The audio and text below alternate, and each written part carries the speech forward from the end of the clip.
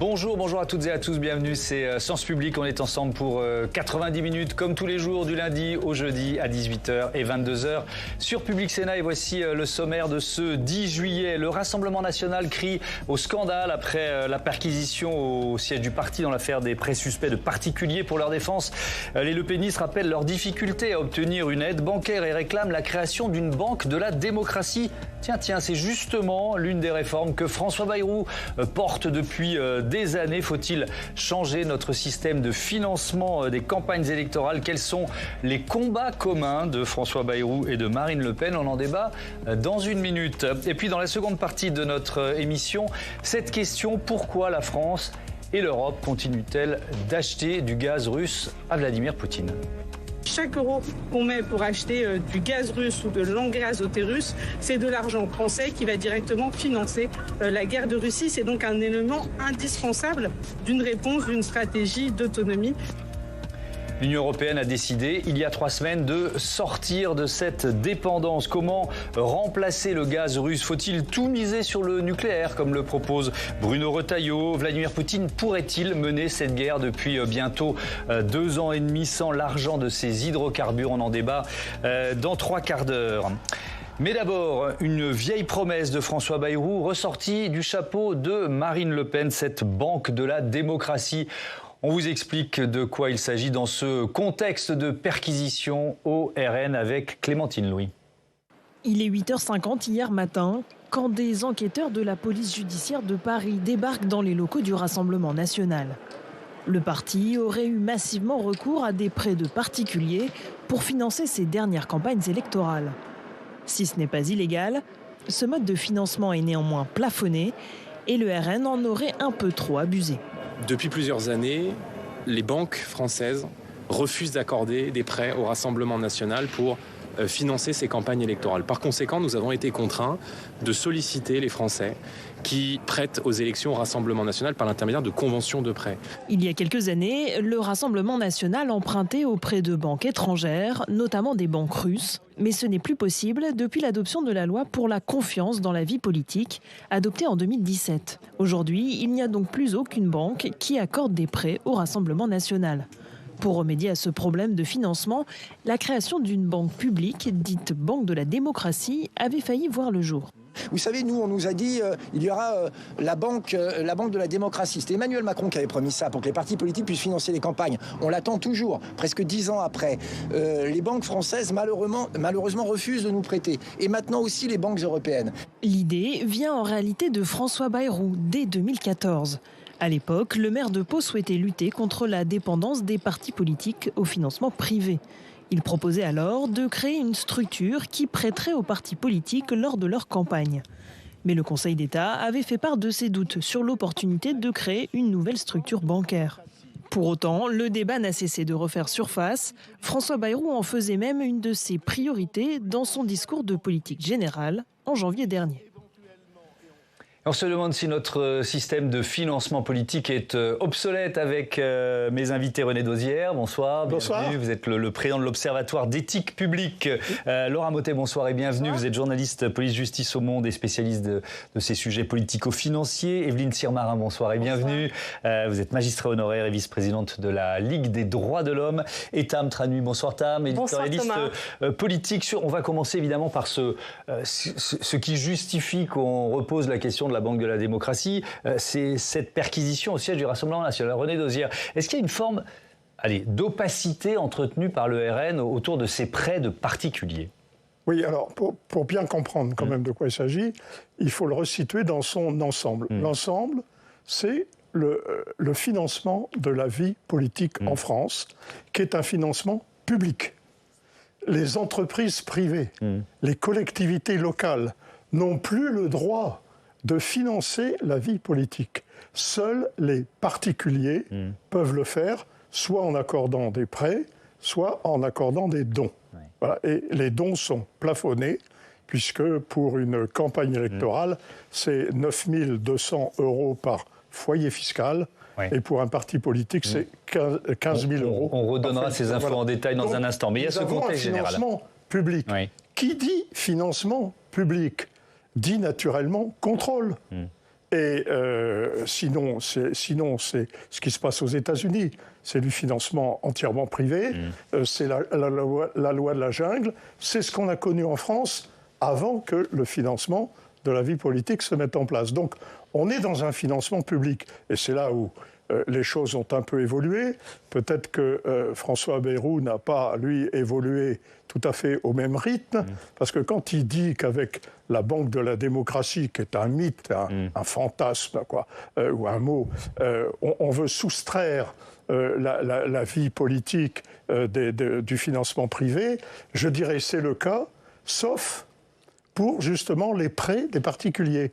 Parce que ces prêts des particuliers étant concentrés sur deux partis politiques, le Rassemblement national et Reconquête, eh bien, on peut se demander si les donateurs, la multiplication des prêts, si ne vient pas d'un seul ou de deux ou trois grands donateurs dont on ignore, et ça c'est la loi qui est insuffisante, dont on ignore la nationalité, donc ça peut être des partis de l'étranger, et dont on ignore l'origine de la fortune. Donc effectivement, il y a un peu de cette opacité dont je parlais. On y reviendra, on a tout le temps dans ce débat. Sur ce domaine-là, oui. Sur les autres, la commission des comptes de campagne... On va avoir le temps d'expliquer tout ça, René Desière. Laura Mottet, vous avez enquêté pour Le Monde sur ce dossier. Si on rentre un peu plus dans le détail, sur quoi porte précisément la procédure là? Alors en fait, il y a deux procédures en cours. Il y a une première procédure côté parquet de Paris, qui porte principalement sur des prêts par des particuliers, des prêts habituels, puisque il est interdit en fait d'avoir un même prêteur qui prête plusieurs fois. Il y a la crainte derrière que ces prêts deviennent des dons déguisés, c'est-à-dire que si je passe mon temps, ne soit jamais vraiment remboursé. Exactement, chaque année à vous faire un nouveau prêt qui permet de rembourser le précédent. Finalement, c'est pas un prêt que je vous fais, c'est un don.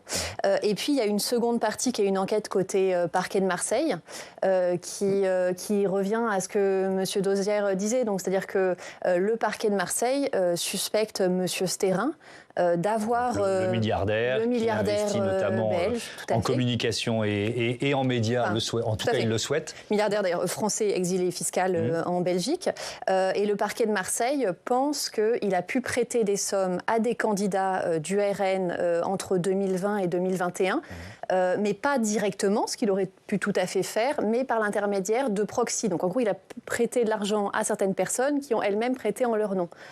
Donc c'est deux procédures distinctes, mais qui finalement posent la question des prêts et du financement par les prêts. Et du système en général. Evelyne Sirmarin, finalement, le Rassemblement national, il rejoint une longue liste de partis politiques qui se sont retrouvés perquisitionnés ou dans le collimateur des juges. Oui, effectivement, là j'ai entendu que le RN parlait d'espionnage. Bon, ça s'appelle une perquisition.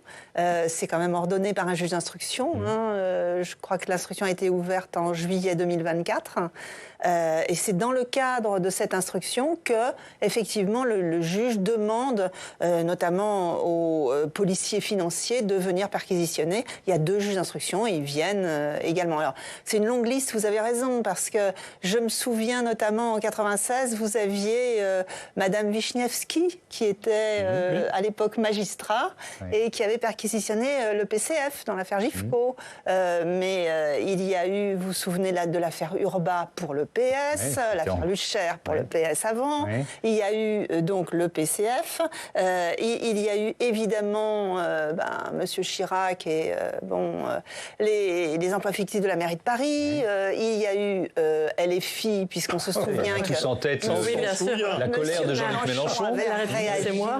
Voilà, et il a eu d'ailleurs 3 mois d'emprisonnement avec sursis à la suite de cette affaire. Bon, enfin, tout ça pour dire le MoDem avec les assistants parlementaires européens. Finalement, on voit que tous les chiquiers politiques est passé à la moulinette en quelque sorte. Et c'est ce que je crois important de dire, c'est que pour en tout cas les magistrats, c'est pas par plaisir, c'est pas parce que d'un seul coup ils ont envie de s'en prendre au Rassemblement national, parce qu'on entend beaucoup ça. Ce qui est très important, je crois, de comprendre, c'est que un magistrat, un juge ne se saisit pas lui-même. Ça, c'est important. C'est-à-dire que dans ces affaires-là, nous sommes saisis choisi soit par la Commission nationale des comptes de campagne, soit par le Parlement européen, soit, comme dans l'affaire Fillon, par le Parlement français. Vous voyez, c'est vraiment des institutions extérieures, totalement extérieures. Oui, donc c'est pas des juges de gauche qui sont en train de se venger. C'est ce que dit le Rassemblement national. Ou ce que la droite a pu dire à un certain moment. On ne s'auto-saisit pas en droit français, ça n'existe pas. Donc, ce sont des institutions extérieures qui font ce qu'on appelle un article 40 du Code de procédure pénale et qui disent il me semble qu'une infraction a été commise, enquêtez s'il vous plaît. Alors, effectivement, ça fonctionne comme ça, mais ça n'empêche pas un juge il peut, certains, c'est pas d'amalgame, avoir aussi des idées politiques, voire des arrière-pensées politiques, René Dosière. Oui, bien entendu, mais vous savez, un magistrat, d'abord, il ne prend pas souvent la décision tout seul. Oui. C'est collectif. Donc, il y a des magistrats qui ont sans doute des convictions de gauche, d'autres qui ont des convictions de droite, voire d'extrême droite. J'en ai connu à l'Assemblée, quand ils étaient devenus députés. Donc, mais je crois que les magistrats, quand ils prennent leurs décisions, ils raisonnent en juristes avec leurs convictions, mais ils sont loin, ils ne sont pas partisans. Je crois que c'est là aussi, mais au niveau du Rassemblement national, c'est un système, il faut être la victime. On veut être la victime de l'élite. Alors, les magistrats, les journalistes, ça fait partie de l'élite. Et eux sont des victimes. Vous savez, ça a pu être vrai à un moment donné, mais très franchement, pour ce qui concerne le financement de la vie politique, aujourd'hui, ceux qui sont le plus avantagés par le type de financement de la vie politique, c'est le Front National, ça c'est le Rassemblement national. Écoutez, étant donné le mode de financement de la vie politique à partir du résultat des élections législatives et à partir du nombre de parlementaires, à partir aussi des élections... C'est la rançon du succès, en quelque sorte. Oui, tout à fait. Mais ça veut dire que, aujourd'hui, sur, je dirais en gros, 110 millions de financement public direct, 70 millions indirects, c'est-à-dire par déduction fiscale, 40 millions sur 110 millions, le Rassemblement national, il va toucher à peu près autour de 15 ou 20 millions. On y vient dans une minute avec la chronique de Stéphane Duguay. Aujourd'hui, il ne peut plus passer pour la victime qu'il aurait pu être à un moment donné. Pourquoi ? Alors, vous avez commencé à l'évoquer, le fait que finalement, il y a deux partis, le RN et aussi Reconquête d'Éric Zemmour. Pourquoi sont-ils particulièrement friands de ces prêts de particuliers ? Pour parler de ça, il faut revenir à comment sont financés les partis. Comme le disait M. Dosière, la plupart des financements pour les partis de gouvernement, entre guillemets, souvent, c'était des financements publics liés au nombre de députés. Et donc, jusqu'à avant 2022, le Rassemblement national et Reconquête n'avaient pas de députés, ou pas du tout. Pas beaucoup. Et donc, n'avaient pas accès à ces financements publics, contrairement au PS, à LR ou à Renaissance.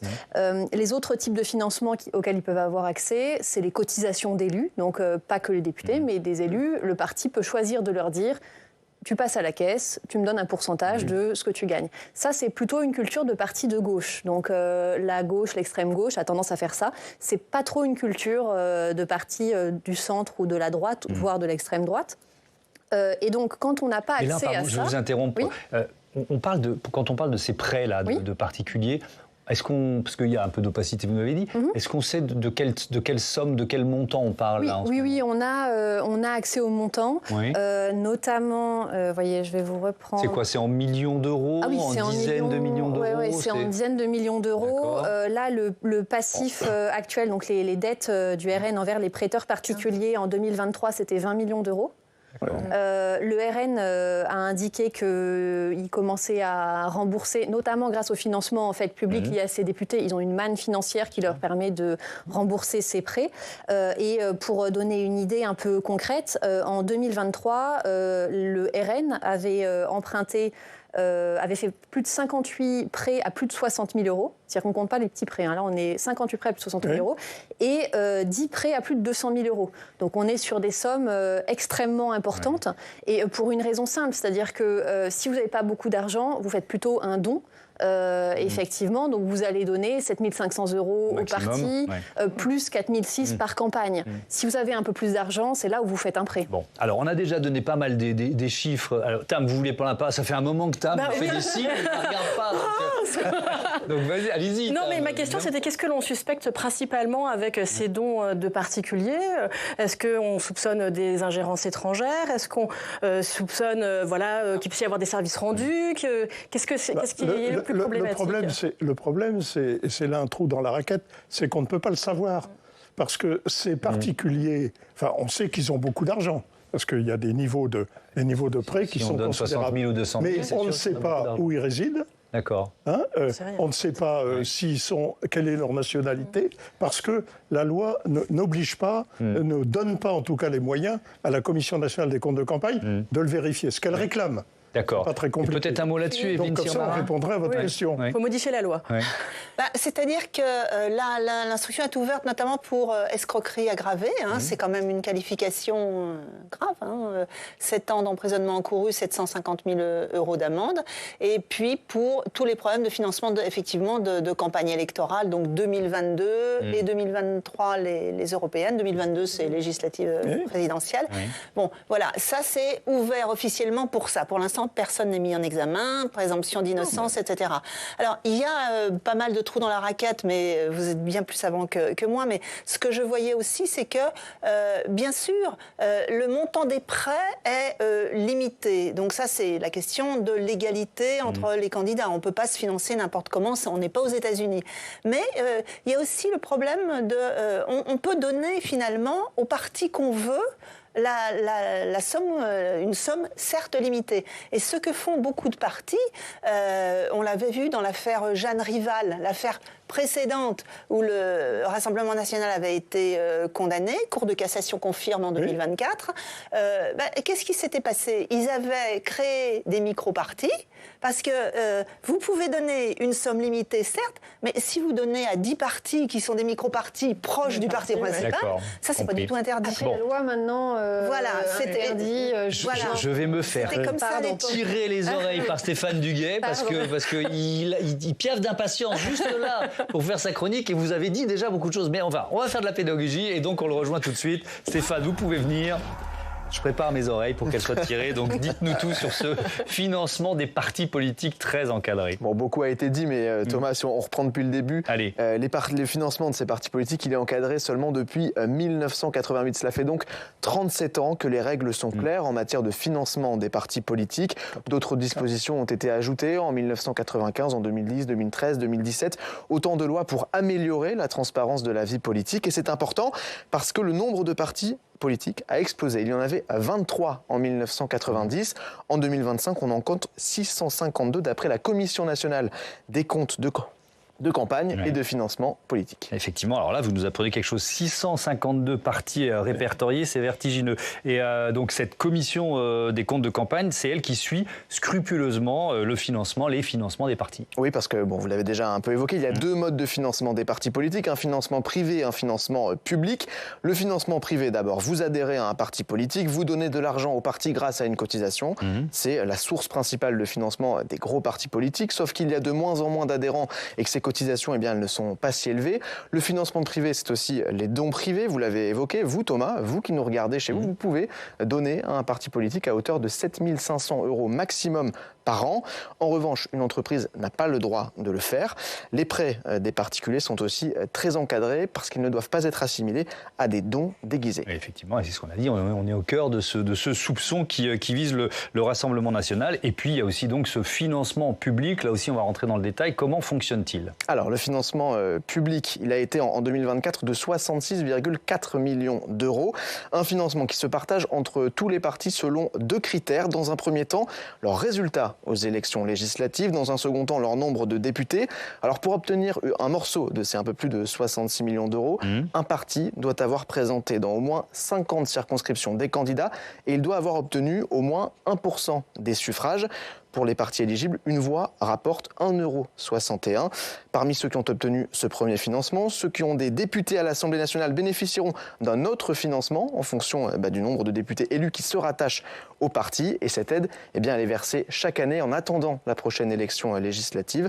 Une autre aide publique, cette fois indirecte, la déduction de l'impôt sur le revenu des dons et des cotisations qui vient se rajouter à ces 66 millions. Il y a aussi le financement des campagnes électorales. Oui, et là aussi, un citoyen peut donner de l'argent à un candidat, mais seulement 4 600 € par élection et par personne. Selon l'élection, les dépenses des candidats sont aussi plafonnées. Ça dépend du nombre d'habitants. Si je prends l'exemple de l'élection présidentielle, un candidat présent au premier tour peut dépenser jusqu'à 16,8 millions d'euros. S'il est présent au deuxième tour, il peut faire grimper la facture jusqu'à 22,5 millions d'euros. Et puis on va terminer avec la question des remboursements de frais de campagne. Alors, ils peuvent être remboursés, ces frais de campagne, mais pas entièrement. Déjà, pour être remboursé, un candidat ou une liste doit obtenir au moins 5% des suffrages exprimés. Ça marche pour toutes les élections. Dans ce cas-là, le candidat ou la liste est remboursé à hauteur de 47,5% du plafond autorisé.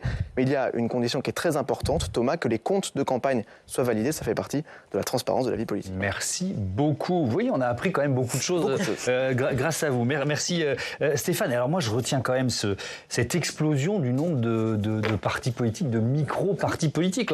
23 en 90, 652 en 2025. On se pose la question, est-ce que notre système de financement, il n'est pas un peu gangréné ou obsolète? On est de dire, là, on est dans un contournement des règles quand même. On joue avec le système. Parce que quoi.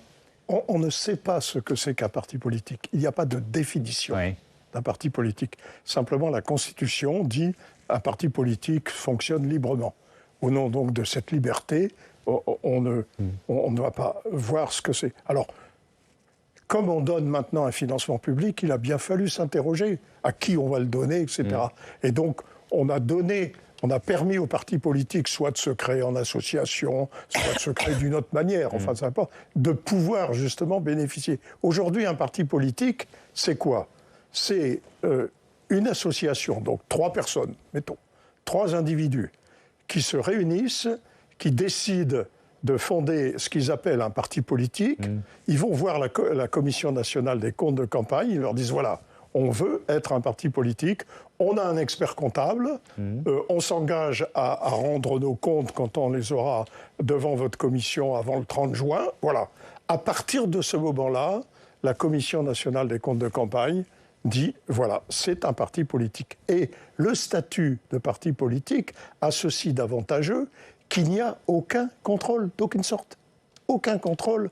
Alors vous avez d'ailleurs, on a eu quelques associations un peu suspectes qui ont préféré se transformer en parti politique. C'est pas très compliqué. Pour être tranquille. Pour être tranquille. D'accord. Bon. Et aujourd'hui, le problème qui se pose, naturellement, sur les 600 partis politiques, si vous voulez, la plupart n'ont pas un volume financier considérable, mais il n'empêche quand même qu'aujourd'hui, le financement principal des partis politiques, c'est une aide publique, soit directe, soit indirecte, sous forme de défiscalisation, qui représente en moyenne, pour l'ensemble des partis, 55% de leurs recettes. Et donc, voilà, des partis politiques qui sont financés par le public sans aucun contrôle. C'est un peu comme l'aide publique aux entreprises. On a bien compris que 211 milliards. C'était vraiment un axe d'amélioration important. Alors on va pas parler. Et la commission n'a aucun moyen de vérification sur les partis politiques. Autant elle contrôle la commission des comptes de campagne sur les campagnes, pas sur les partis politiques. Okay. Alors, il faut aussi parler, là on évoquait le fait qu'une campagne pouvait ne pas être remboursée. C'est ce qui est arrivé, Evelyne Sirmarin, à Nicolas Sarkozy, par exemple. Oui, notamment dans l'affaire Big Malion, parce qu'il y avait eu un très très gros dépassement, effectivement, d'à peu près 20 millions d'euros. Enfin, en tout cas, c'est ce qu'a dit le tribunal. Et en cela, effectivement, c'est une infraction pénale, parce que les grands progrès, finalement, depuis 88, dans le financement des partis, c'est un plafonnement des campagnes électorales, là encore, égalité des candidats, de façon à ce que les uns n'aient pas beaucoup plus d'argent que les autres. Donc on ne peut pas dépasser la somme qui est attribuée. C'est ce qui s'est passé dans Big Malion. Il a dépensé juste le double de ce qui était possible. Et d'ailleurs, donc ça, c'est la campagne 2012. Alors, c'est la campagne 2012. Oui. Et d'ailleurs, c'est extrêmement avec intéressant. une accélération, si je me souviens bien, en fin de campagne, où il sent que l'écart est en train de se réduire, donc Nicolas Sarkozy multiplie les meetings. Et c'est extrêmement intéressant. Il oublie qu'il y a une législation. Oui. Du point de vue du droit pénal spécial, c'est extrêmement intéressant pour le juriste. Je pense qu'il sera un jour dans les bouquins de droit pénal, parce que c'est le seul exemple que je connaisse, si vous voulez, non pas de fausses factures pour essayer de gonfler l'argent qu'on a pour se faire un matelas pour le parti. Bon, c'est ce qu'ils font tous. C'est ce que le MoDem a fait avec les assistants parlementaires. Enfin, on utilise l'argent public pour son parti. Voilà. Alors, Monsieur Sarkozy, lui, c'est très original parce que il a minimisé ses dépenses de campagne. Donc, c'est vraiment pas banal. Il avait beaucoup plus d'argent, finalement, et il a minimisé ses factures. Donc, ça, c'est une grosse avancée, effectivement, de limiter les sommes nécessaires pour les campagnes. Il y a la haute autorité de la transparence de la vie publique, où on doit faire une déclaration de patrimoine. C'est une très grosse avancée également. Voilà, c'est ça qui nous différencie véritablement des États-Unis, c'est que il y a des règles qui font que, les choses sont contrôlées. Et la commission des comptes de campagne, je ne sais pas si vous serez d'accord, mais par exemple, ce que demande une organisation comme Anticor, c'est qu'elle puisse contrôler, entre guillemets, en temps réel. C'est ça qui a un problème, parce qu'elle contrôle complètement a posteriori. Et si vous voulez, pendant la campagne électorale, ça serait beaucoup mieux, au moins que les partis, disons, rendent des comptes de façon périodique pendant les campagnes. Parce que ce que dit beaucoup le Rassemblement national, c'est, et M. Sarkozy disait pareil, mais on ne comprend absolument pas, puisque la commission des comptes de campagne a validé nos comptes. Donc, qu'est-ce qui se passe? Mais le problème, c'est que il faut bien comprendre, concernant Nicolas Sarkozy, ces comptes ont d'abord été validés? Non, ils n'avaient pas été validés. J'étais un peu perturbé. Les comptes de campagne avaient repéré un dépassement, mais assez minime. C'était 200 000 euros de mémoire, et finalement, c'était 20 millions. Et la difficulté, et ce que demande la commission des comptes de campagne, c'est qu'en fait, elle a accès aux comptes des partis beaucoup plus tardivement que les comptes des élections. En fait, la commission avait bien vu le dépassement de Nicolas Sarkozy, donc il n'a pas été remboursé à cause de ça. Et puis, ultérieurement, mais là, c'était le rôle de la presse, on a découvert qu'il y avait un autre type de financement que la Commission ne pouvait pas voir. Alors, il y a aussi la campagne précédente, 2007, là c'est le dossier libyen, c'est encore autre chose. La Commission, elle ne pouvait pas voir ce dépassement, car elle n'a pas le droit d'aller regarder c'est pas rien quand même, ça a comptes des partis politiques. Ça a mené ces dossiers à ce qu'un ancien président de la République se retrouve sous bracelet électronique quand même. Donc, parce que vous voyez, je finis simplement, c'est pas du tout la même chose. La Commission nationale des comptes de campagne, elle n'a pas du tout les moyens des juges d'instruction. Alors, on se plaint, nous les magistrats, malheureusement, que la police judiciaire, notamment financière, soit très affaiblie. On aimerait beaucoup qu'il y ait davantage de policiers de police judiciaire. Ils ont 150, 200 dossiers par officier de police judiciaire en matière financière, alors que c'est un travail absolument titanesque. Ils sont forcément noyés sous ces dossiers. Donc ils sont complètement noyés. Mais c'est le problème. C'est une question qui est dans le prolongement, parce qu'effectivement, il y a eu notamment une grosse évolution de la législation avec toutes ces affaires ces 15 dernières années, mais on se pose beaucoup la question des moyens qui y sont associés, notamment les moyens de la Haute Autorité pour la transparence de la vie publique, qui est quand même une institution un petit peu unique en son genre, mais on entend quand même beaucoup le sujet des moyens qui ne sont pas à la hauteur des ambitions. Ça veut dire que, Laura Mottet, on a voté des lois sans se donner totalement les moyens, c'est pas seulement, ça arrive dans d'autres domaines, mais sans se donner les moyens de les appliquer? Oui, il y a deux choses. Il y a la haute autorité, mais il y a aussi la commission des comptes de campagne. Dans les deux cas, ils ont par exemple beaucoup souffert de la dissolution, parce que leur budget avait été voté en amont, et puis ensuite, ils ont dû faire beaucoup plus de contrôles, de campagne, de patrimoine. Parce qu'il y a eu une campagne, budget constant. Une campagne supplémentaire,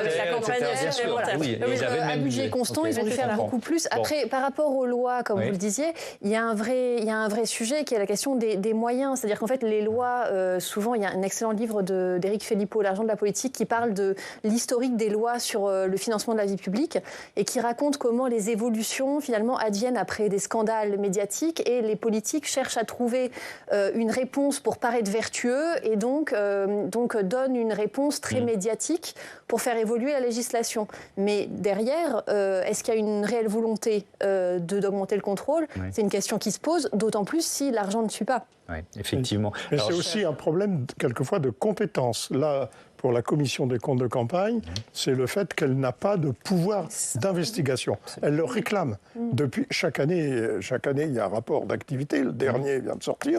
Elle rappelle à nouveau qu'il faudrait lui donner la compétence de pouvoir, par exemple, les prêteurs.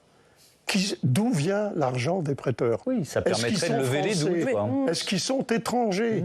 Il y a un risque quand même là, considérable d'avoir un financement étranger par le prêt de particuliers. Alors surtout, et là je reviens au Rassemblement national, c'est évidemment aussi l'un des dossiers qui concernait le RN, déjà empêtré dans ce dossier du prêt de plus de 9 400 000 euros contractés auprès d'une banque tchéco-russe, c'était en 2014. Marine Le Pen avait dû longuement se défendre devant la commission d'enquête parlementaire sur les ingérences étrangères. On l'écoute, c'était en mai 2023.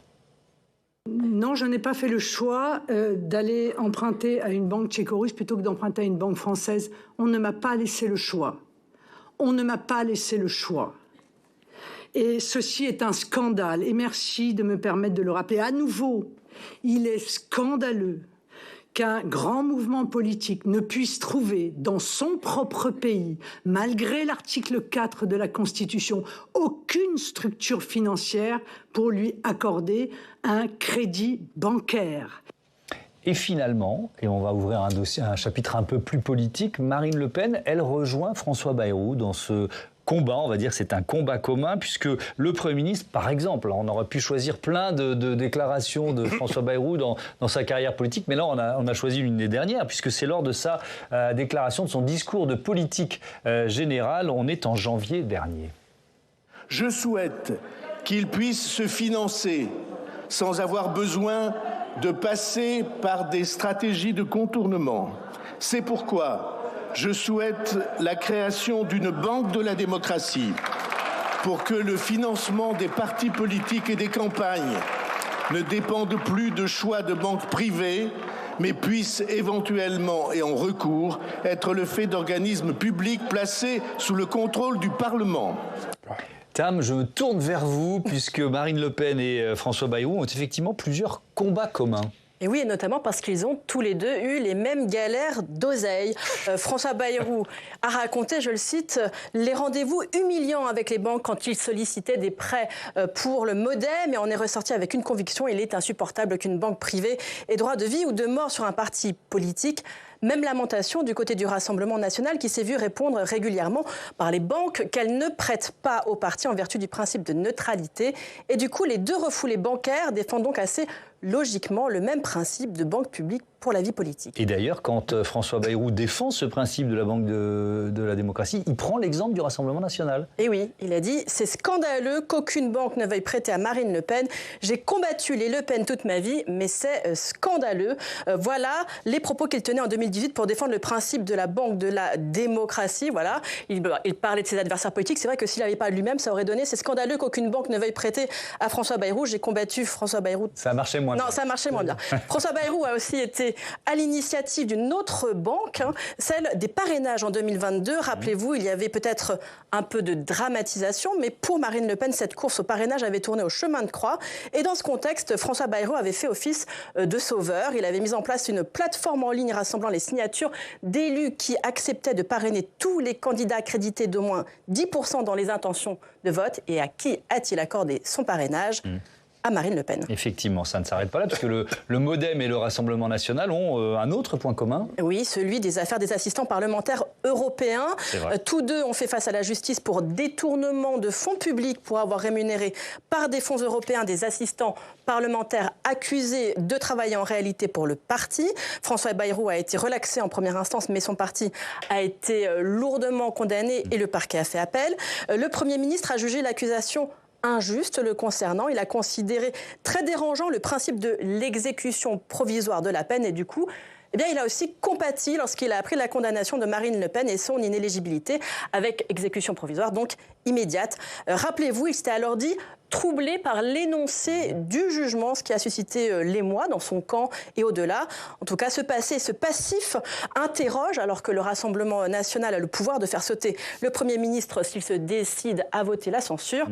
Reste que le pistolet est toujours chargé. Effectivement. Alors, vous l'avez déjà évoqué tout à l'heure, je vous donnerai la parole en fin de tour de table, mais votre avis sur cette banque de la démocratie, Evelyne Sirmarin, est-ce que vous pensez que finalement ça peut être une évolution positive, parce qu'on a listé un certain nombre de trous dans la raquette, ou d'évolution, ou d'imperfections de notre système? Écoutez, moi je ne suis absolument pas une spécialiste. Il m'avait semblé que, comme elle était adossée à la Caisse des dépôts, mais vous semblez absolument désaccord avec ça, c'était peut-être plus une garantie que reposer sur des dons privés, etc. Il me semblait que pour finalement la morale publique, c'était peut-être plus intéressant, mais je n'irai pas plus loin. J'avais vu effectivement qu'en 2017, lors du vote de la loi Transparence de la vie publique, M. Bayrou avait vraiment soutenu cette idée. Pourquoi ça n'a pas abouti? Ça n'a pas abouti parce que le Conseil d'État avait expliqué que c'était absolument pas une bonne idée, parce qu'il y avait le médiateur dans la loi, le médiateur du crédit des partis politiques. Alors, ce médiateur du crédit des partis politiques, je ne sais pas, dans le rapport de la commission il fait son propre rapport. Mais je ne sais pas si c'est suffisant du tout. Et puis ensuite, en 2018, ça a été complètement enterré par Madame Belloubet, qui, elle, a dit qu'elle n'était absolument pas d'accord. Pourquoi? Parce que là, c'était l'inspection générale des services qui avait dit que c'était pas du tout une bonne idée. Mais pour revenir simplement à un petit point qu'on a abordé, là, c'était un projet de loi, le projet de loi Transparence de la vie publique. Mais on a de plus en plus affaire à des propositions de loi dans tous ces domaines, dans tous les domaines. Donc, et là, viennent du Parlement. Et là, le problème, c'est qu'il n'y a pas d'étude d'impact, il n'y a pas d'avis du Conseil d'État, etc. C'est encore pire dans la production de la loi pour voir si ces lois sont réelles, réalistes. On l'a pas, on l'a évoqué, mais à quel point le Rassemblement national, mais donc finalement aussi peut-être le MoDem, quand François Bayrou dit c'est humiliant de devoir quémander à une banque privée un financement, à quel point le RN a du mal à se financer auprès des banques? Alors je pense qu'il y a deux éléments à aborder. Le premier, qui est évidemment un élément que le RN ne rappelle pas, mais tout simplement parfois quand on fait un prêt sur des sommes aussi importantes, il faut avoir de quoi hypothéquer, il faut avoir du bien. Or, le RN a vendu son siège, vendu leur siège en 2011.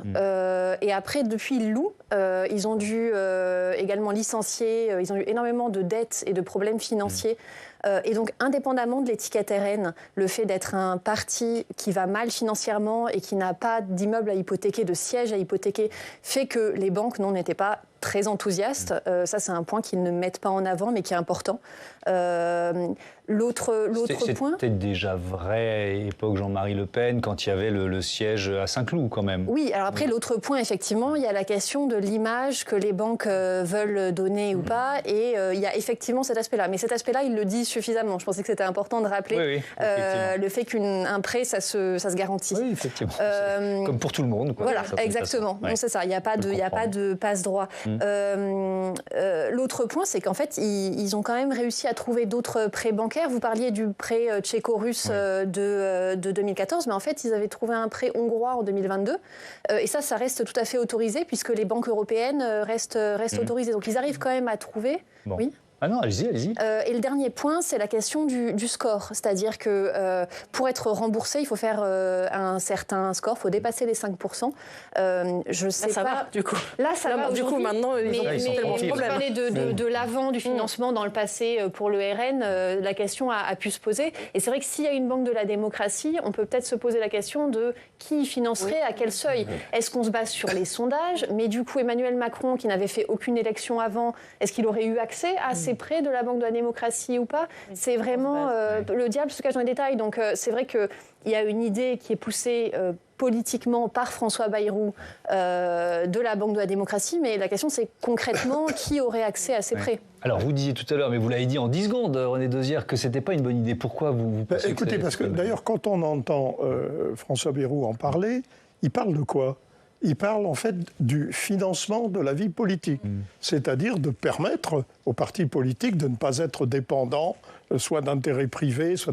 Mais c'est tout la base de notre propre système de financement. On a un système de financement qui nous est envié par un certain nombre de démocraties parce qu'il est public. Le privé ne peut plus le financer. Les seuls organismes dont on parle privés, ce sont les banques. Mais en fait, si vous voulez, les banques ne financent qu'une partie de la vie politique. Tout le reste, c'est le résultat des élections. Et ce système de la vie politique, on peut l'améliorer.